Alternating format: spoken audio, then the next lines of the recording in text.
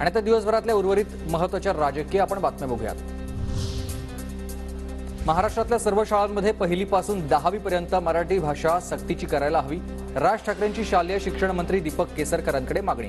मराठी भाषा बाजूला सारण्यासाठी राजकीय प्रयत्न होतात असेही आरोप। यावर्षीपासून पहिली ते 10वी पर्यंत मराठी सक्तीचं केलंय। उच्च शिक्षणही मराठीत करणार आहोत। शिक्षण मंत्री दीपक केसरकरांची माहिती। तर शिक्षक पण चांगले ठेवा, पुढे गोंधळ होईल। राज ठाकरेंचा सल्लेबाजा हा टोला।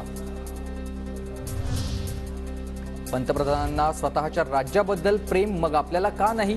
नवी मुंबईत विश्व मराठी संमेलनामध्ये बोलताना राज ठाकरेंचं हे वक्तव्य। यूपी प्रमाणे राज्यात देवा नावाचा नवा बुलडोझर पॅटर्न। माझं कोण वाकडं करू शकत नाही। आपला बॉस सागर बंगल्यावर बसलाय, नितेश राणेंचा हा दावा। तर नितेश राणेंसारखा टिल्ल्या महागुरू बनायला चालला आहे। त्यांना अजून राजकारणातील अक्कलदाढ आलेली नाही। भाजपनं भुंकणारा माणूस पाळलाय। खासदार विनायक राऊतांची नितेश राणेंवर जहरी टीका। मुस्लिम आणि धनगर समाजाला जे सरकार न्याय देईल त्यांच्यासोबत ताकदीनं उभं राहू। त्यांनी नाही दिलं तर आमचं सरकार आल्यावर आरक्षण देऊ, सुप्रिया सुळेंचं वक्तव्य।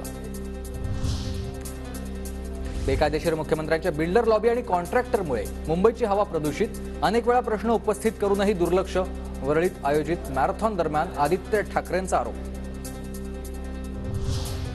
तर दुसऱ्या दिवशी त्याच रस्त्याचं नवनीत राणांकडून भूमिपूजन। ज्याचं लेकरू त्यांनीच बारसं करावं, शेजाऱ्यांनी नाही। नवनीत राणांची यशोमती ठाकूरांवर टीका। अमरावती जिल्ह्यातील वाठोडा शुक्लेश्वर ते म्हैसपूर रस्त्याचं 2 वेळा भूमिपूजन।